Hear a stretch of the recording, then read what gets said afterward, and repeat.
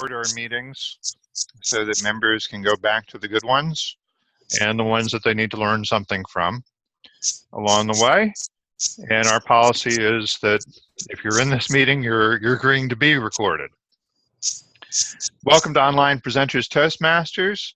This is a club that meets online, and we have a specific focus on learning skills for better webinars and online events of all sorts. We want to remind you that we do have our mini webinar contest coming up next Monday. And we will have 3 celebrity guests: Roger Corville, who's an authority on giving webinar presentations. Nick Cavalencia is actually a professional contact of mine, and he says he's given more than 1,000 webinars over his career.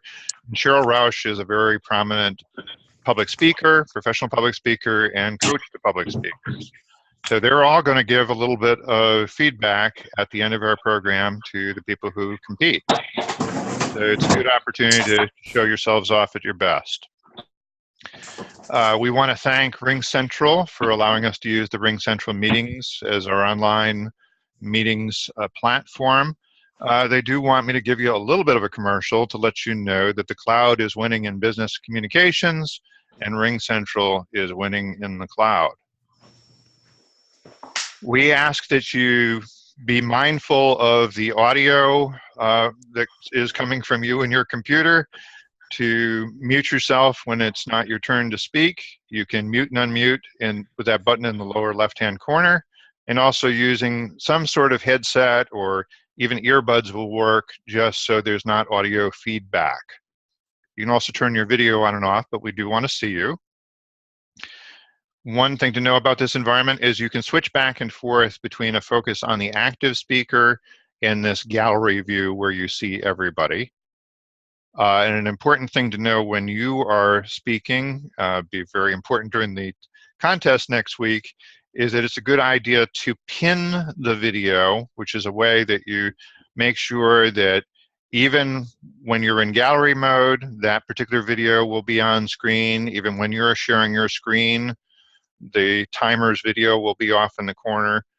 So that is an important technique to know so that you don't lose track of the timer. For those who are visiting as a guest, we do ask you to attend at least 2 meetings as a guest before we bring you in. You should know that this is an advanced club. It's not for absolute beginners. However, as I was explaining to Elaine, we do have sort of an alternate process for voting people in if they haven't been in Toastmasters previously, but they have other great experience that would be a benefit to the club. We can make an exception with a vote of the board. With that, it is showtime. I'm going to turn the meeting controls over to our Toastmaster of the day, who's Norman. Let me get that host control over to you, Norman. And let's all have a great meeting. I will mention one final thing about the context next week. There is one spot for a contestant to sign up for a late addition. Is there anybody with a burning desire to be a competition in our webinar contest next week? Jim Barber told me he would take that spot if nobody else stepped forward with a burning desire. So Jim, I think you might be elected. Elected and selected. All right. Well, I'm turning it over to Norman. Norman. Thank you. Welcome, online presenters. Roger chose the topic for the day. He reminded me when he assigned me to be Toastmaster that this is National Beer Day. And it's been over 4 decades since I had a beer, so I'll leave it up to you. The word for the day will be perspicacious. It actually means having a ready insight into or understanding of things. Synonyms are things like discerning, shrewd, perceptive, astute, okay. Perspicacious. Okay, this evening, we have a full agenda. We'll have 3 speakers, but let's start out first with introducing our roles and the people that will be serving those roles this evening. We'll first start out with our counter. Jim Gould, could you talk to us about what you'll be doing as our counter?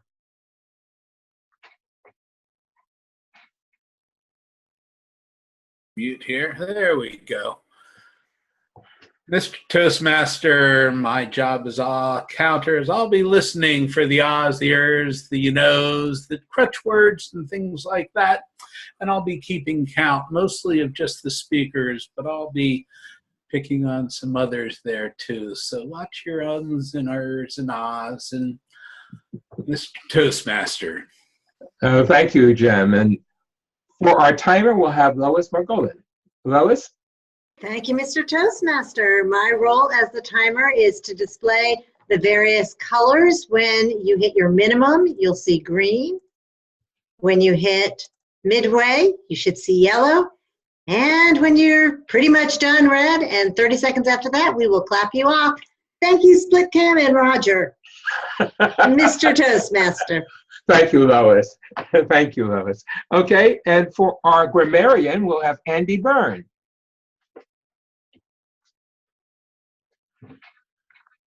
Thank you very much, Norman. You've already given the definition for perspicuous, having an ability to notice and understand things that are different or not obvious. We don't do a word of the day contest, but I will listen for people using this word in a sentence and will note it in my report. Okay. Thank you very much, Andy. Okay, for our watcher, we'll have Scott Johnston.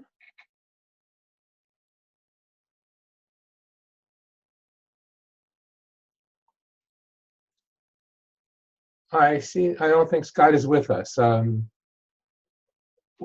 He was here earlier. He may have had to drop off, but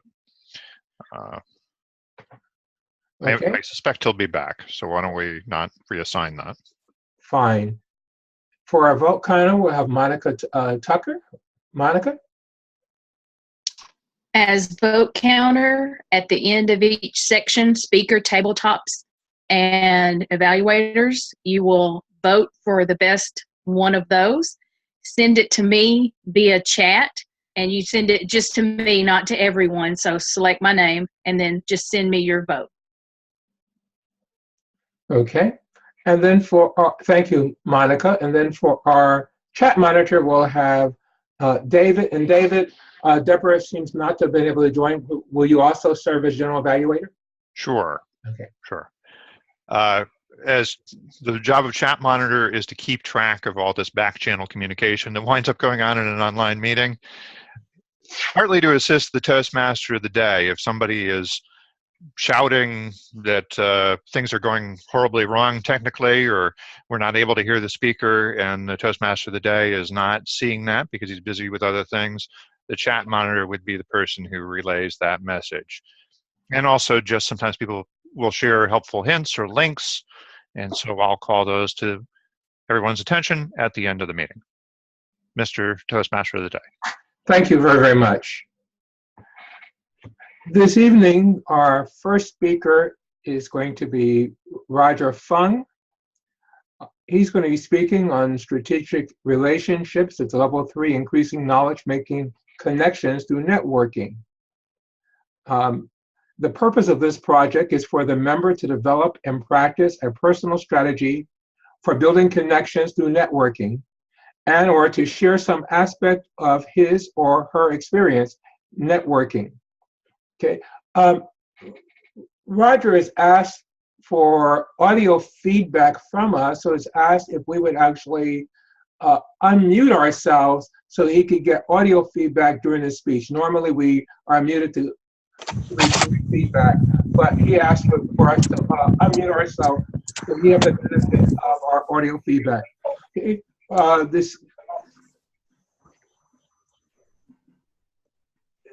The timing of the speech, I don't see it here. Roger, is it 5 to 7 minutes? 5 to 7 minutes. Okay, fine. 5 to 7 minutes. Roger Fung?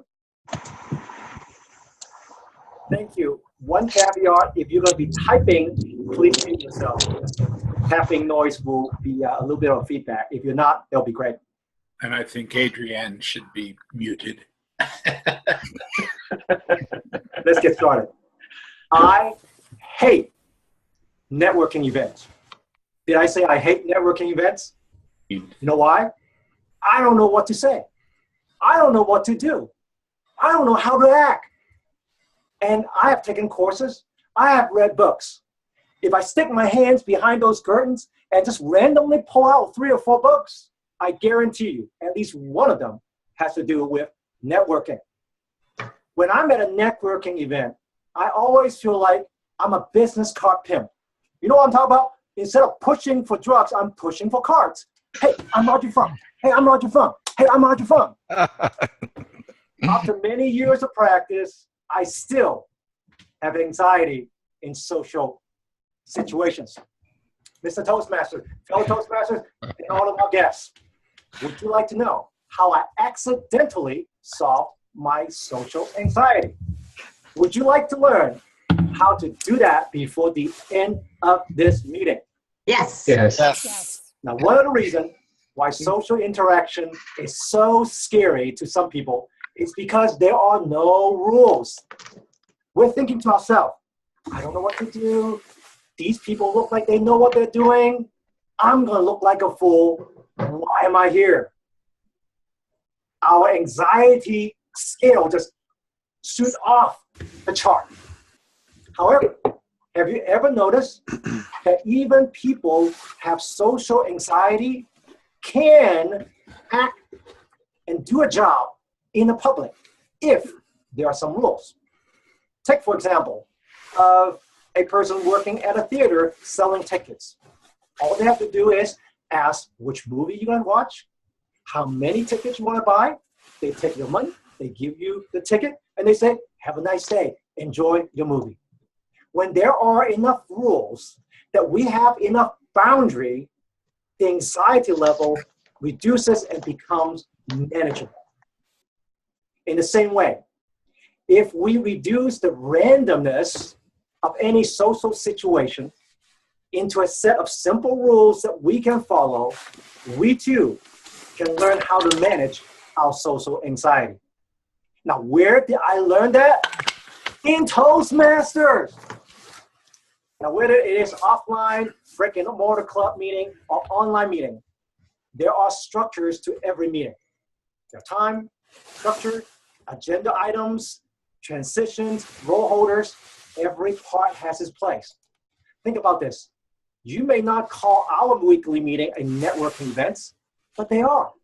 A group of professionals gather together regularly with a desire to improve ourselves.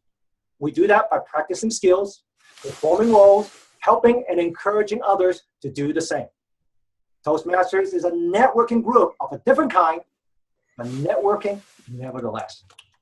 After being in Toastmasters for a few months, I realized there's a huge discrepancy between how I feel about a typical business networking meeting versus a typical Toastmasters meeting. After finishing a Toastmasters meeting, I look forward to the next one. I'm thinking, how can I improve my speeches? Or how am I going to perform a certain role better? After a business networking meeting, I'm exhausted. I'm asking myself, why did I go? What have I accomplished? Then it dawned on me. I can and should turn every social event into a Toastmaster-esque meeting. Okay, are you ready to get rid of your social anxiety? Go for it. Yes. Yes, we We're will. ready. We're ready. 2 rules. Only 2 rules. Rule number 1. People cares more about themselves than about you. They don't want to hear your story. They don't want to hear about your jokes, your observations, your point of view. They care about their favorite subject, themselves. If rule number 1 is that people care more about themselves, then rule number 2 is to ask people to talk about themselves. That's why Icebreaker is the very first project in Toastmasters. It works in Toastmasters, and it can work in every social situation. There are 2 major reasons why that works. and why that is universal. I already said the first thing, and that is every person's favorite is themselves. The second reason is actually a little hidden secret. And the secret is, for 80 to 90% of the time, they have as much social anxiety as you do. We're in the same boat. We have the same concern, same problem. They're thinking to themselves, I don't know what to say, I don't know what to do, how am I going to act?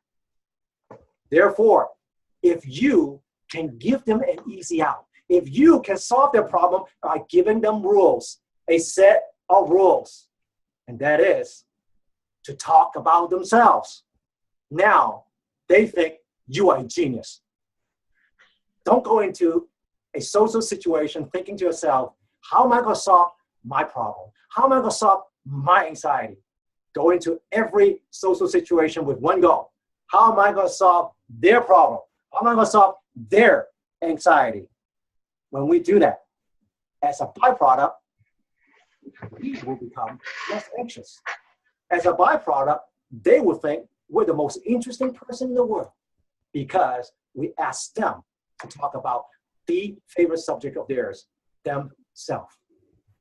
When you go into any kind of meeting, networking or not, prepare 2 or 3 questions that can be applied to most situations. What do you do? Where do you live? How long have you been in this club? Are you having fun here? Do you have any plans for this summer or this Christmas? Even when we feel like we're asking too much questions, the other person won't feel that. They'll feel like, wow, he's really into me. In closing, the trick in solving our social anxiety is by focusing on solving someone else's problem, focusing on solving someone else's social anxiety. The goal is not to make ourselves feel good, but to make them feel better. And in the end, we feel much more comfortable. My fellow Toastmasters, we have a mission. Our mission is to eliminate social anxiety from every corner of this world. Go out and ask people to talk about themselves. And when they do, you say, tell me more. Mr. Toastmaster. Thank you, Roger. Thank you very, very much. I can use that. I, like Roger, hate networking events. Our next speaker is Mike Walsh. He's going to be speaking on bringing history to life. Its timing is 7 to 9 minutes. Let's listen to Mike Walsh speaking. Title is The Spirit of Cabot. Mike Walsh. Thank you, Mr. Toastmaster and fellow Toastmasters. In 1942, Toastmasters held its International Speech Contest. It was a little different that year. The war was on, and they decided not to have a convention. They decided that the winners from the districts would submit their entries by a recording, and they would be judged by that recording. Young Cabot Robert entered into a recording studio. He had gathered up his wife, his family, and a few friends, and he decided to record a record to submit. And there he told the story of the whiskey story. Cabot Robert was born in 1907, Starkville, Mississippi. He always had a fear of public speaking, which was a little strange because he was also named after his great-grandfather, Henry Cabot Robert, who was the author of Robert's Rules of Order. In 1922, Cabot entered his very first speech contest. He ran off the stage before he could finish. Over the years, when he was young, he was a peanut vendor. He was a school teacher and also a gas fitter until he decided to take up law. He attended law school at Lee University. And then he moved on to New York City. He worked in the district attorney's office. And it was there when he first started in Toastmasters. Now, I'm not sure exactly when, but at some point during that time, he met up with a man named Dr. Smedley. He asked Dr. Smedley about being nervous. He said, I'm always nervous. How can I calm down? Is it worth it? Is that normal? And Dr. Smedley responded that if you're so excited about making a speech and you consider it so important that you're nervous, then you must have a great desire to be excellent. Cavett continued in law in New York, and around 1937, he was having some health problems. He actually lost the function of a quarter of his lung. His doctors, to hear Cavett describe it, said, "They sent me to Arizona to die." In 1937, Cavett moved to Arizona for the dry air and continued his law practice. He joined several other companies, and right around the time that World War II was starting, he decided to enlist before the draft. He was rejected because of his health, but he still decided to continue on. So he did speeches at community events and really helping the war effort. In 1941, Cavett decided to enter the International Speech Contest. He lost. But in 1942, that recording won. Over the next 25 years, Cavett began several different speaking careers, you could say. At the time, most professional speakers were not simply speakers. They were lawyers and doctors. They might have been ministers, but there were very few that were actually part of the public speaking industry. It was brand new. Earl Nightingale was putting out some recordings. Nora Vincent Peale also did some of the same.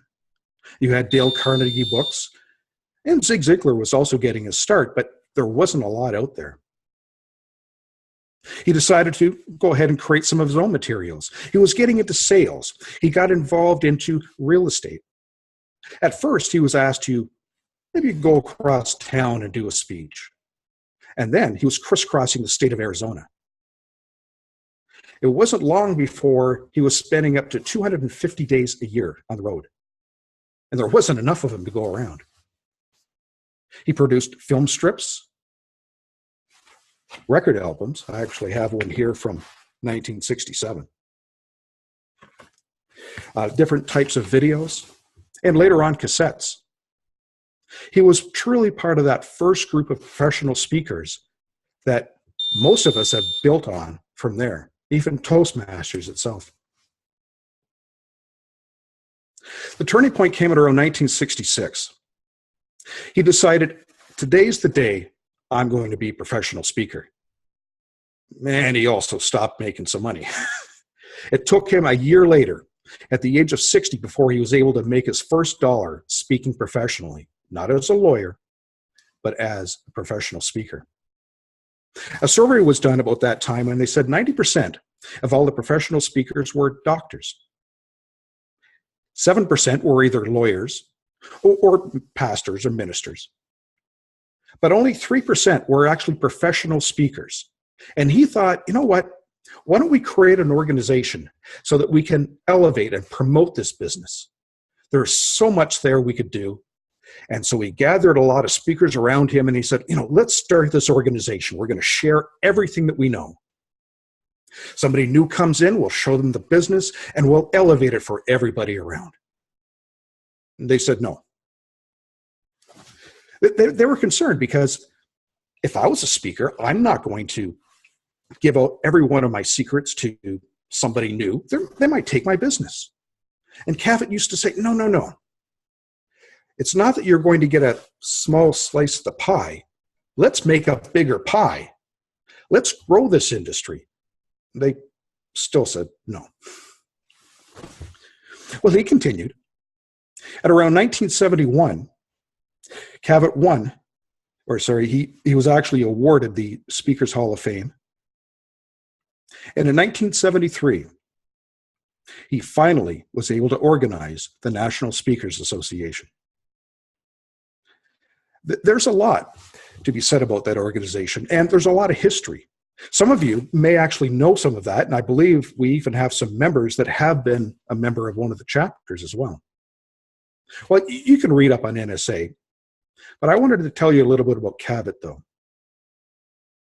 because his entire focus was about giving. It didn't matter If you wanted to learn, he would tell you everything you ever needed to know. And he promoted that as well.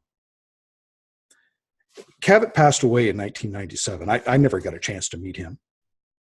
But in 2003, I had the opportunity to attend a workshop in Phoenix, Arizona at the NSA headquarters. It was amazing. There were professional speakers coming in from all over the country, and most of them were doing it at their own expense. It was like drinking from the fire hose the entire weekend. They just opened up the books. If you wanted to know about promotion, ask away. If you wanted to have samples of their advertising, go right ahead. If you wanted to know about the stage presence and some of the skills or dealing with agents and dealing with speakers bureaus, they tell you everything you wanted to know and gave personal phone numbers in case you had questions after. It was truly the spirit of sharing. On the last day, it was a Sunday afternoon, everything was wrapping up, and an elderly lady sat beside me, and she introduced herself as Trudy Roberts, his wife. Lee Roberts, his daughter, came by and, not finding a place to sit, sat beside me on the other side. And I began to ask them about her husband and her father. And they told some amazing stories. It went on for quite a while. And then finally, I asked Lee about the Spirit of Cavett, what that was about. And she said, oh, well, that's an award. It goes out on November 14th, Cavett's birthday. And it's awarded to a member that really exudes that idea of giving, of helping somebody up, of being unselfish. And I thought, that was interesting. And then she told me something else. She said often Cavett would finish a presentation and didn't really make it on any of the cassettes.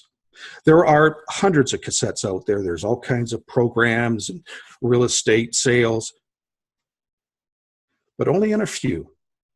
He would end a presentation with a poem called The Lamplighter.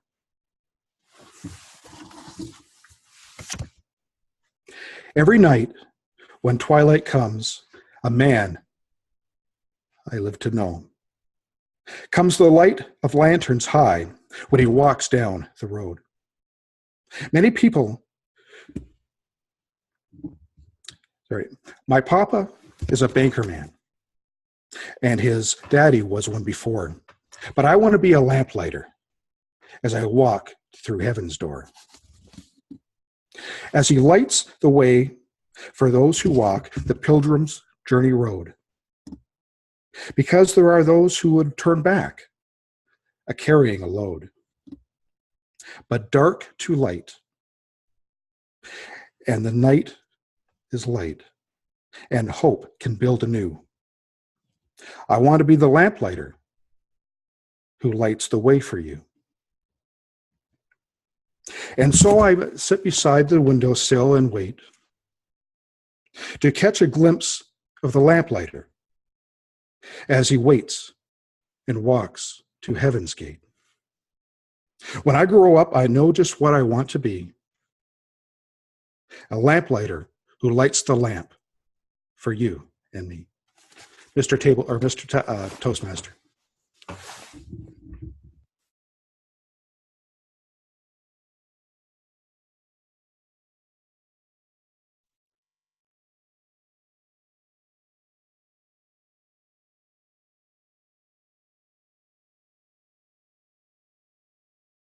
Norman, you are muted, Norman. Just realized that. I'm sorry. Okay, our last speaker is John. His title is You Are Your Own Student. This speech is about the time when the member was a protege. It may be from any time in his or her life. The member must discuss any aspect of the protege experience. Okay, John? How do you know that what you do is right? Did you ever try explaining that to yourself? My fellow Toastmasters, in today's society, people often seek affirmation. I do the same. Not because I don't know what to do, but because I want to make sure that the decisions I make are the right ones. We seek advice from people we know, our family, our friends, via internet, and some of us from people known as mentors. One thing that we need to realize is that life is the best mentor, and you are your own student. As a teenager, I always questioned everything. Why? Because I wasn't sure what is right or wrong. Back then, I didn't even realize that my first mentor was my dad. I used to spend countless hours with him in the workshop manufacturing metal frames, doors, and gates.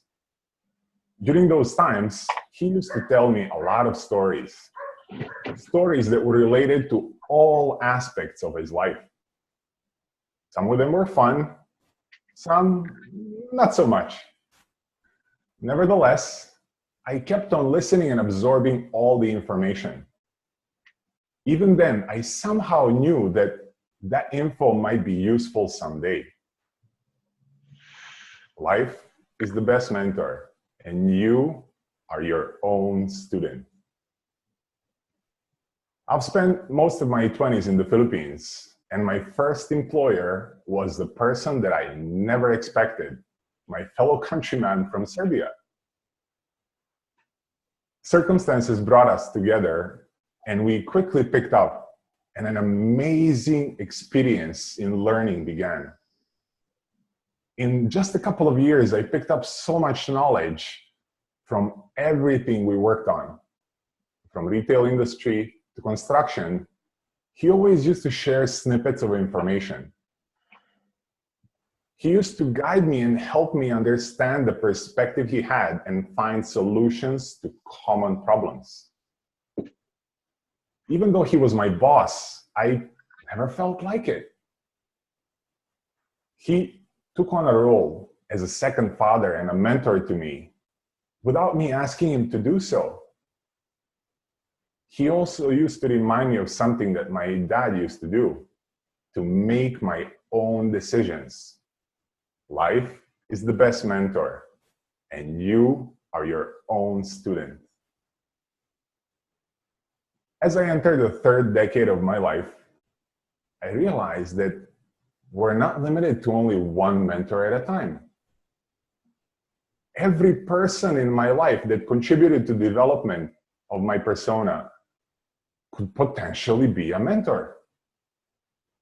In the past 5 years, I've met an amazing, incredible, inspiring amount of people. They all contributed some portion to my development. But there was one acquaintance of mine that quickly turned out to be my business mentor. His incredible life journey was so inspiring and prompted me to pursue my dream and desire to become an entrepreneur. Even though we haven't shared much time together, every time we met, every single bit of info that he shared with me was pushing me even further towards my dream. Every advice that he shared was so useful that it was applicable not only in business, but also in personal life.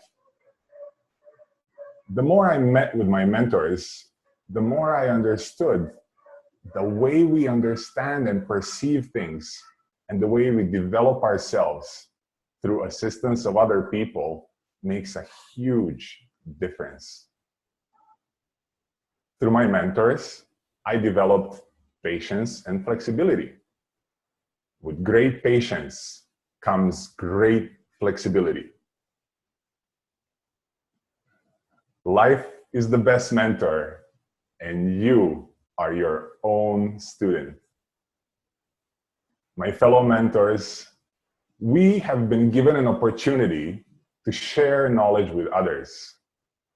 With this opportunity, we should use it and grasp it, whether we're mentors or proteges, whether we become mentors knowingly or unknowingly.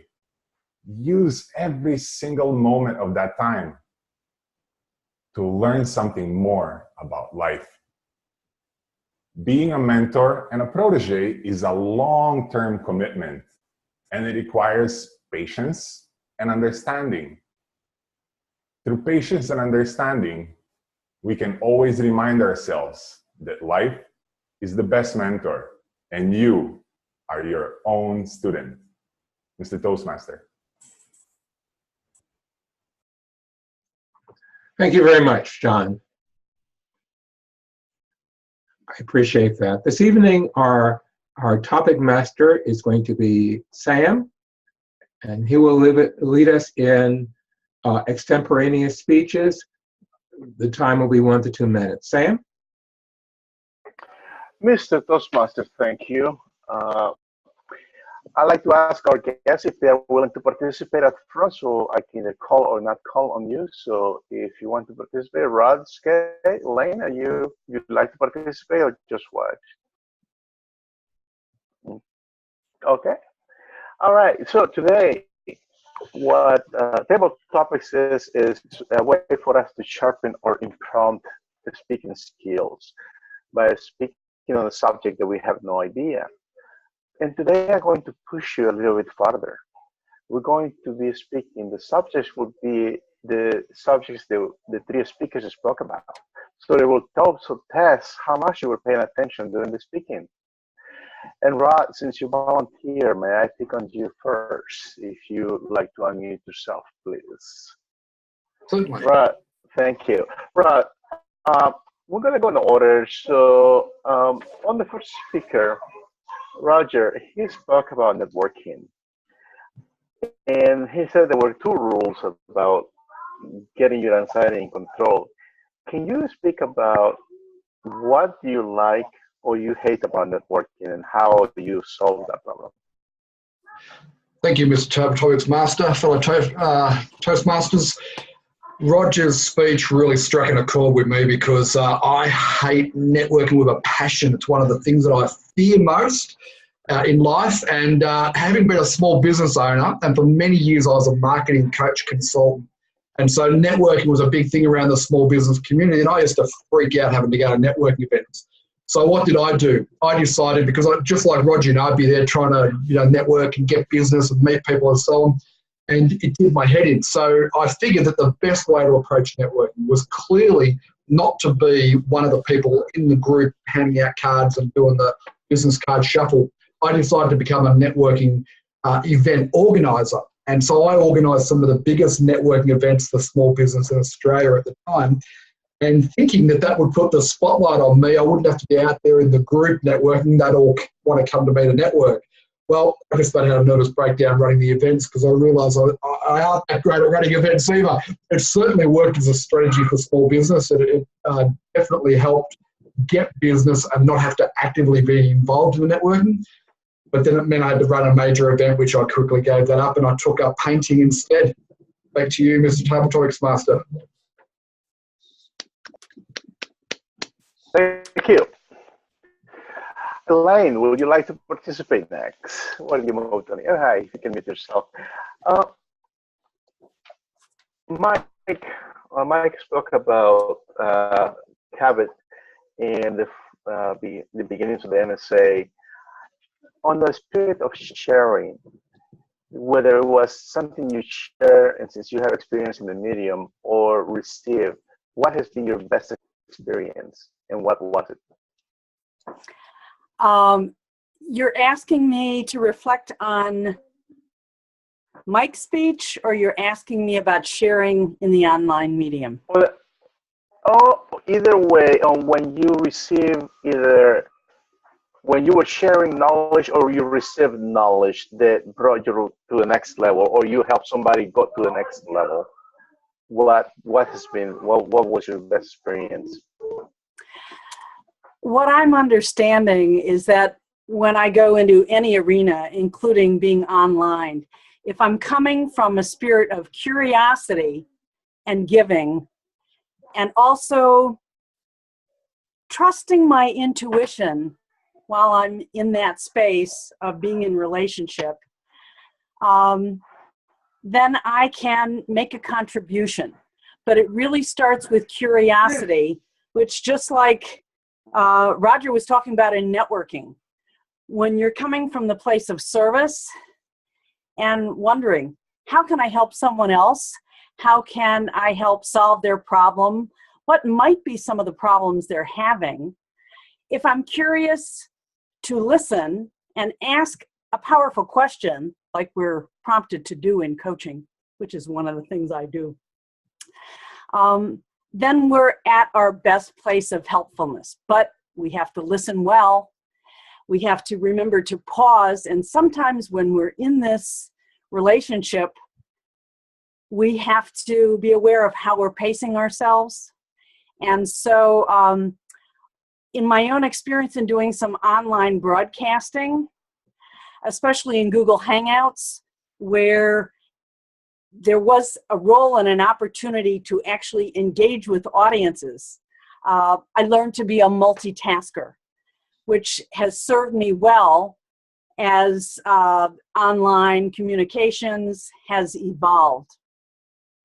I also, when I was in bedside nursing, which ended a couple of years ago, that was a role where I had to do a lot of multitasking, yet be exceptionally present for the ones that I was bringing care to.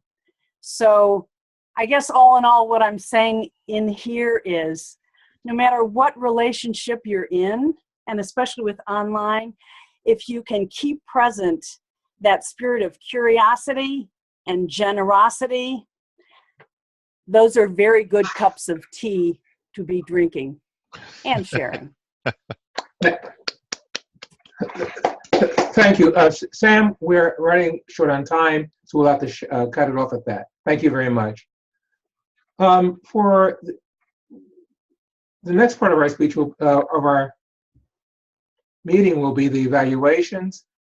And we will start out with the evaluation for Roger Fung.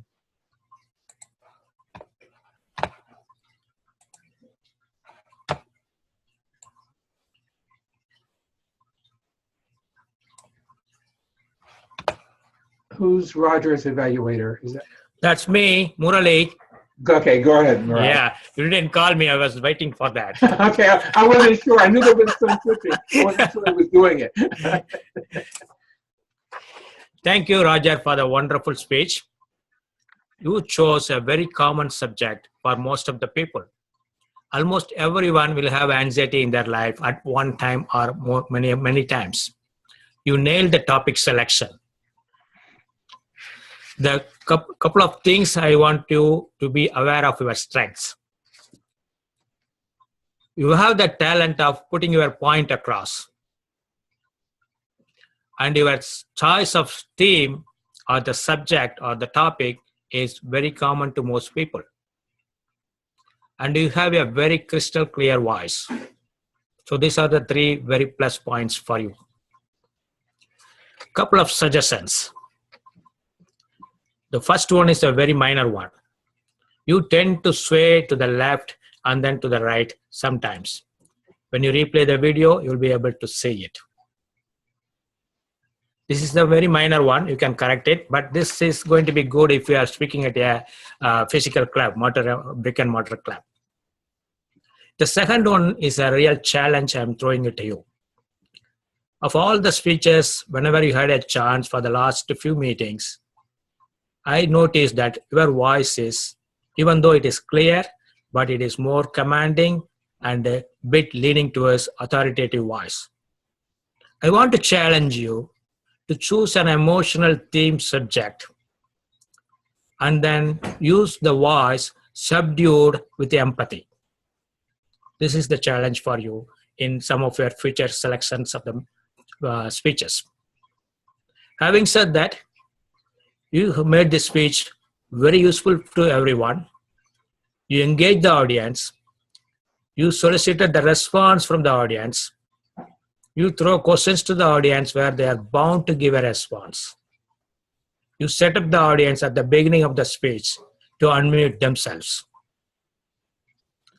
Having said that, I liked your speech very much. I need to see it. And I look forward to seeing your next speech. Thank you, evaluator, general evaluator. What is that?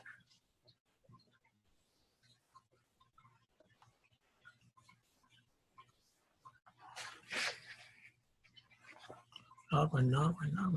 Unmute Norman. Okay. Wow. I'm blowing it tonight. Okay, I've been remiss in the timing. I haven't asked Lois about the timing for the speeches or the table topics. Lois, for the speeches, were all our speeches in time, or were any of them disqualified? Norman, you can vote for Roger or John. I did put that in the chat. As far as the table topics, Rod and Elaine are both eligible. Okay, fantastic. Okay, and now, Jim, would you please give our evaluation of Mike? With pleasure, Mr. Toastmaster. My fellow Toastmasters are most welcome guests this evening, and especially Toastmaster Mike Walsh. I'm going to be reviewing 3 aspects of your speech, Mike: the vocals, the content, and the video. As far as the vocals go, everything was top-notch. You were conversational, you were natural. This is important in storytelling. And your diction, your volume, your pace of speaking, everything was right on target. That was terrific. So I'll just move on from there because I really don't have anything else to say. You were wonderful there. Content, loved the story. This was a great story. You made Cavett real, and that's so important in a story, and you succeeded there. However, you did go over time, and as it was pointed out in the chat sessions, I agree with David. David suggested that you edit your speech, that you tighten it up a little bit and make it fit that way in time. And I agree with him. It was a wonderful story, and I normally wouldn't touch it, but to make it fit in within the required time, edit something, tighten it up just a little bit, make it a little bit better presentation that way. The third thing is the video, and again, here you were right on target. You're well lit, we could see you, you have a great presence on screen, everything was working, almost everything. I have a couple of suggestions for you. I would like to see you a little bit closer to the camera, if I can do this. You're kind of back at this level, and unfortunately all of this space is being wasted. I would like to see you something more like this so that you're a little closer, we can see your face. It would enable us to connect with you a little bit better. It would enable you to make better use of the video space, and also some of your gestures were down here. We couldn't see them that well. I'd like to see your gestures get up a little bit more beside your face and getting in that direction. But these are small suggestions for a very enjoyable story. I actually met Cavett the year that I joined Toastmasters, so you brought back some wonderful memories, great presentation, and I'm looking forward to the next one. Mr. Toastmaster. Thank you, Jim. Thank you, Jim. Okay, and finally, we'll have Lou Brown, who'll be giving our last evaluation. Thank you, Mr. Toastmaster, fellow Toastmasters, and especially Mr. John T. from the Philippines. John, I didn't even know what your last name was. I actually thought it was John Philippines. I saw you. And I asked Lois, who is John Torovic? That's John Philippines. I'm like, oh, okay. Anyway, in all seriousness, John, I am very happy to be evaluating you because I know nothing about you. It's what really puts me in a great spot to be able to kind of discern what level of experience does this person have, and of course to get to know a little bit more about you, for all of us, of course, to learn more about you and to understand more about what your life is like and, you know, what John is like as a person. As far as your speech, this is the first time I am evaluating a pathways speech. So this is a bit of a challenge for 2 reasons. One is that it is a pathway speech, the first of its kind for me. And second, you delivered it in a way that is very difficult for someone whose left brain, of course my camera may be, you know, I have left brain part, to analyze, because it was very much filled with, I'll say symbolism or or your use of language helped at least me, and hopefully our other participants here, other members, to kind of understand what your learning style is, and that is what this project is about. It is the effective coaching, pathways, project, learning your style. So what is your mentoring style? First of all, you had extremely great pace with your vocal delivery. Not too fast, not too slow. So I was able to keep up even as I was taking notes. Your presence, very professional. You stood there, you didn't sway, you didn't use any distracting gestures. It came across clear to me that you were a subject matter expert in your delivery. I will say a couple of times there were some hand gestures that came up that seemed not to coincide with the word, so I will caution you in making sure when you use gestures to use them with a purpose. You did one where you said something about something being large, something to that effect. Other times they just kind of came up. So be careful about that. I love how you you use the rule of threes. You had 3 great mentors that influenced you, your dad, your boss, and a business associate. Well done. And the fact that your overarching theme that life is your best mentor, you are your own student. You repeated that throughout the speech.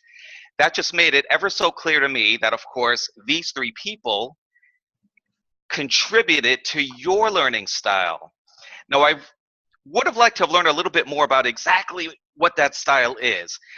Here again, being left-brained, I gleaned some of it from some of your quotes, like with great patience comes great responsibility. So I assume you're a patient person, things like that. But again, for some of us who are a little more left-brained, maybe it could be a little bit more explicit as far as what your particular learning style is. Otherwise, extremely wonderful speech. I am happy to have been your evaluator, and I look forward to future speeches. Mr. Toastmaster. Okay.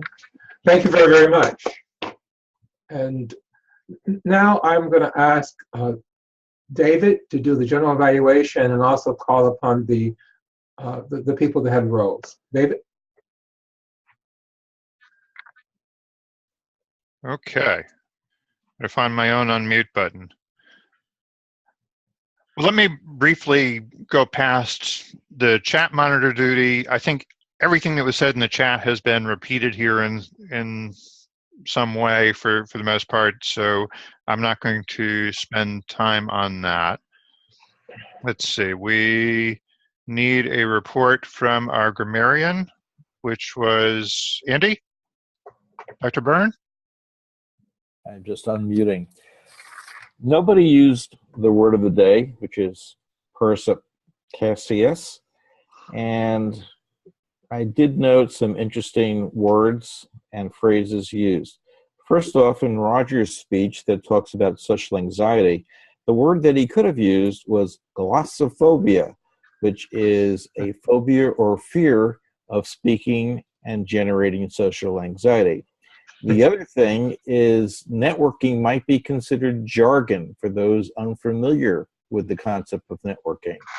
Therefore, there would have been an opportunity to further explain what networking was, not just using the word. Jim, the spirit of Cobbett was a very interesting phrase and made me think of many different things. You get a lot further along when you're telling stories, particularly when they're biographical in nature and picking on people of historical import. Lamplighter is also a useful phrase. And John, he used the word prodigy. I think I'm running out of time. Lane used curiosity. I think I'll stop right there. Okay. Good call, Andy. About to interrupt you. Let's hear from our watcher, Scott Johnston. Thank you, Mr. General Evaluator. Apart from computers locking up and phones going off, I did observe a few things. I think everybody's lighting is quite good. There's some lighting is better than others. Right, it might be an opportunity, seeing it's only your first time, but maybe just improve your lighting a bit because you're very dark. But that's something to keep in, under your hat for next time. But apart from that, everybody else has got good lighting. And just to highlight what Jim Barber said, just make sure that you're close enough in the video. Some people are seem so distant in their, in the celebrity square. So if you just keep that in mind, but my observations, everybody is nice and bright. So well done to everybody. Mr. January. Thank you. All right. And our counter, Jim Gold. How inarticulate were we this evening? Actually, we did pretty well today, Mr. Toastmaster. Let's see. I only heard one from you, David Carr, 2 from Mike Walsh, our Toastmaster, Norman, at least 7, our topic master, Sam, 2. Let's see, Rod had a couple, Elaine and we don't normally ding our guests for Oz, so we won't talk about the 7 that I heard. Toastmaster Jim Barber 1, and Lou Brown 1.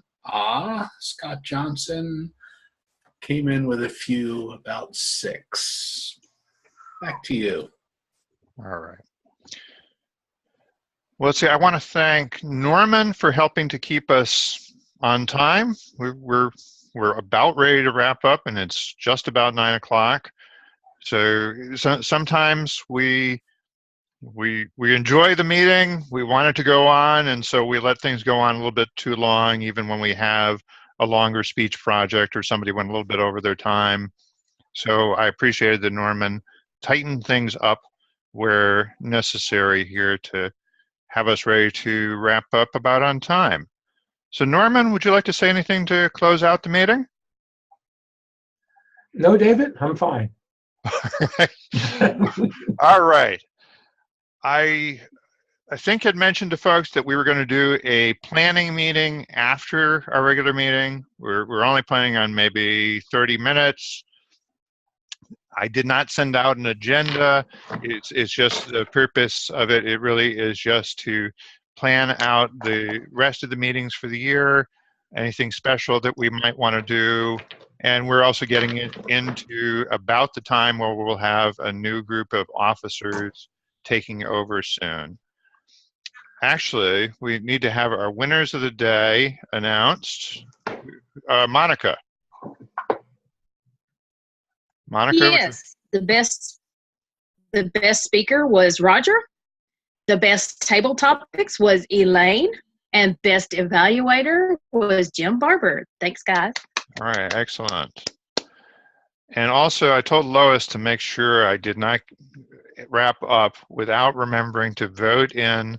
We have a couple of new members or prospective new members, and this is mostly the formality where these are people who have experience in Toastmasters and have expressed an interest in joining.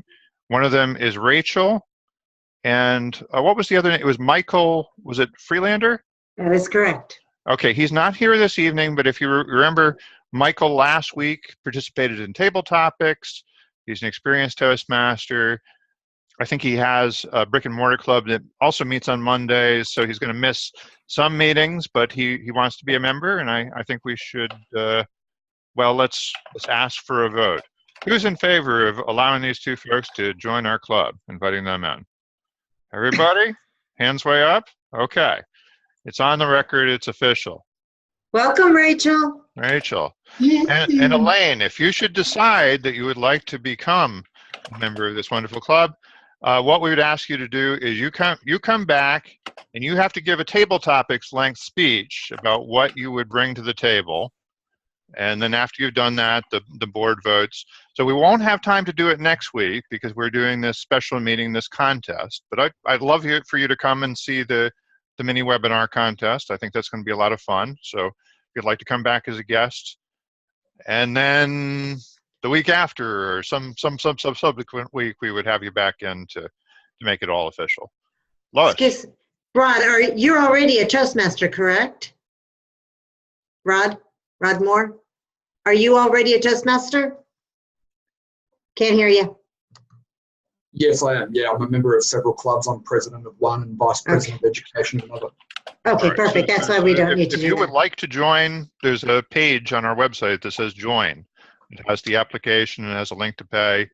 So you just have to decide if you'd like to do it. So Absolutely. we'd love to have you. And Barbara, you are not a member of Toastmasters yet, right? Notice the yet. That is correct. I'm actually going to be visiting a couple different bricks and mortar locations, and I do plan on joining very soon. And I caught myself saying so.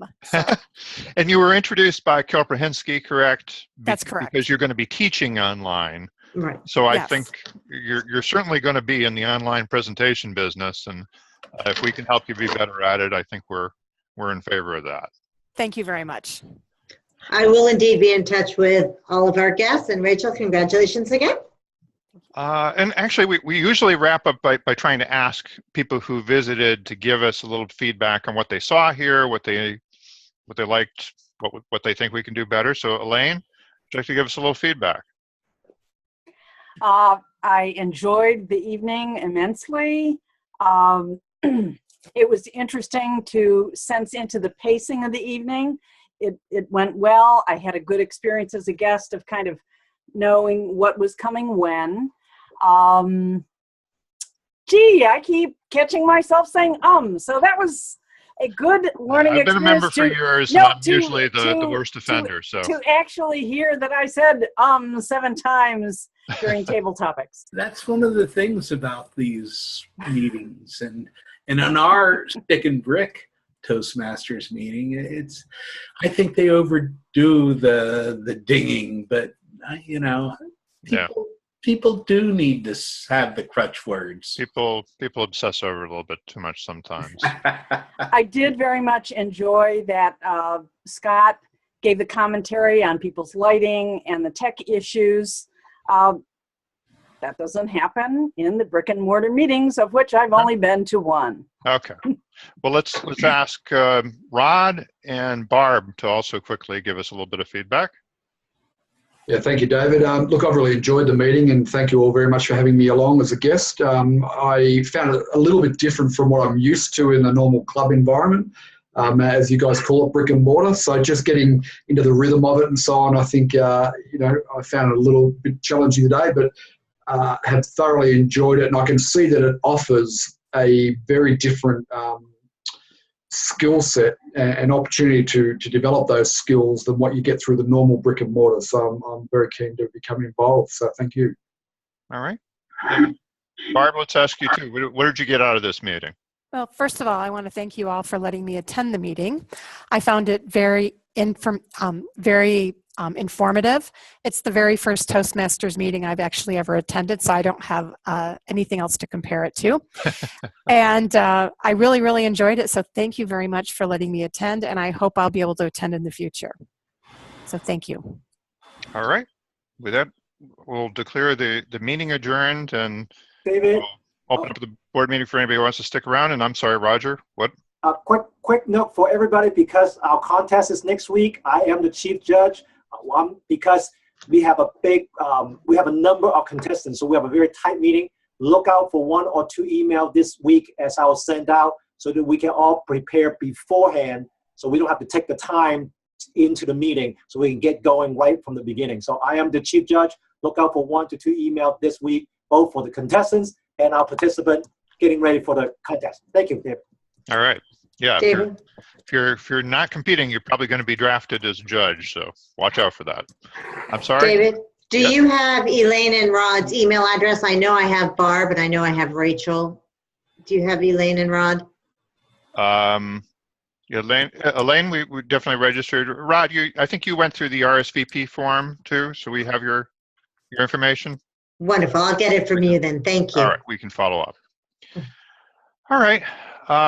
So meeting adjourned, and anybody who would like to stick around, let's see.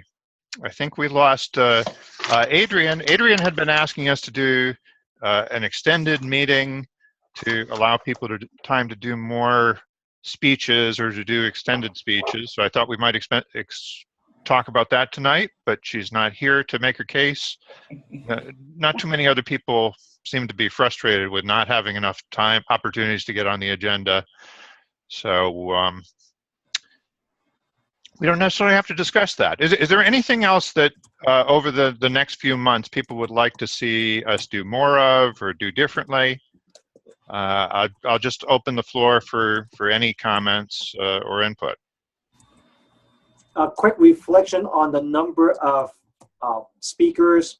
I've noticed in the last few weeks, we've always have a spot open, and last minute somebody would sign up for it. So I think it's more of just being aggressive or assertive in terms of our own scheduling, looking out further. So once we are prepared, I think most people can find the spot that they want. Okay. I think and you can book several weeks in advance to get yourself on the schedule, and also pay attention to sometimes it was all booked up and then somebody decides they've got to take a business trip or whatever and they withdraw and there is an opening and you can pounce if you would like to follow on that, just in case you don't know, on the agenda there is a backup speaker function. You sign up there and somebody drops off, you automatically push right into one of the three. Yep. Okay. John, you raised your hand. Yeah, I just wanted to know, even though this is an advanced club, is there any plans, as we do in brick and mortar clubs, to do some external training, outside of the regular meetings? Sure. It winds up being a complicated as a topic because we are not part of a district. We're treated as if we were a club in outer Botswana, someplace where they don't have a district. And so we don't have a district training institute meeting to go to. There are some attempts by people who are advocates of the online clubs to set up some sort of regimen of training. And sometimes we tangle with Toastmasters International about, well, that's not officially sanctioned. So, there are opportunities. Often we encourage people to go to if you're taking an officer role, to go to your district, your local district, TLI, Training Leadership Institute meeting, and try and get training, and we can get some credit for that. And as far as the Distinguished Club program works, they actually adjust the score. So since we don't automatically have an easy way of getting that training, they don't expect us to get that training. It's not a point that's required towards the DCP program. So there are some ways around that. And we're trying to invent our own ways of getting training or getting access to experts. That's part of the reason why we have guest speakers in. And I think next week's going to be a fun thing. David, are we officially adjourned? So anybody that wants to go on their way? Oh yeah, absolutely. Anybody who wants to leave, you are free to bail. Okay. Mike Walsh. Oh, I think he was saying goodbye. Yeah.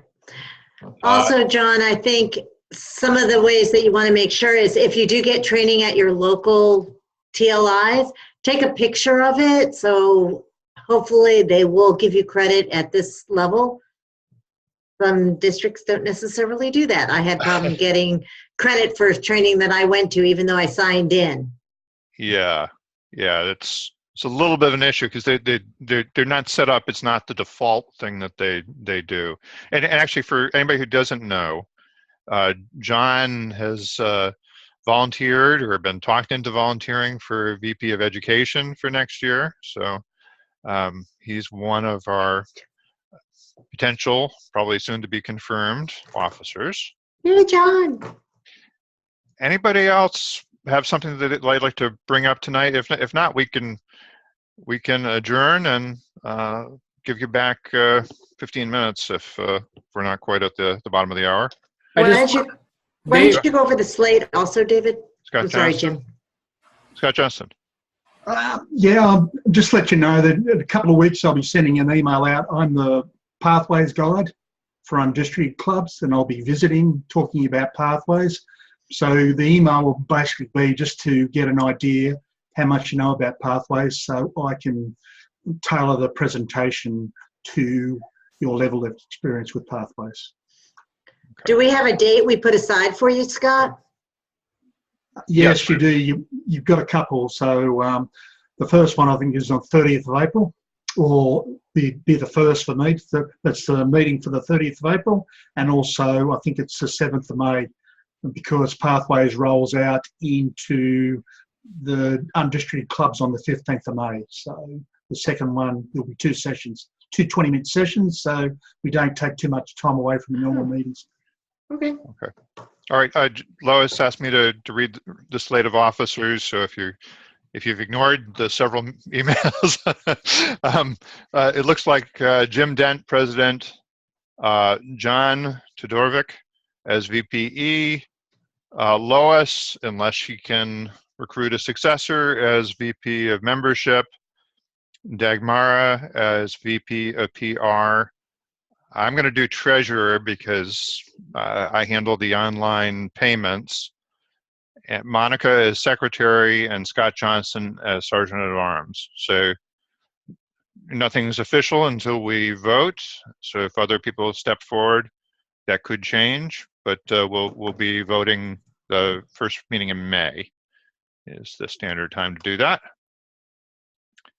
All right. Well, I think we can wrap up for tonight.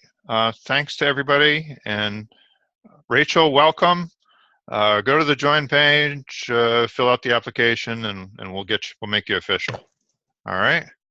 Fantastic. Thanks, everybody. Have a great night. Meeting. Thank you. Bye-bye. Bye, guys.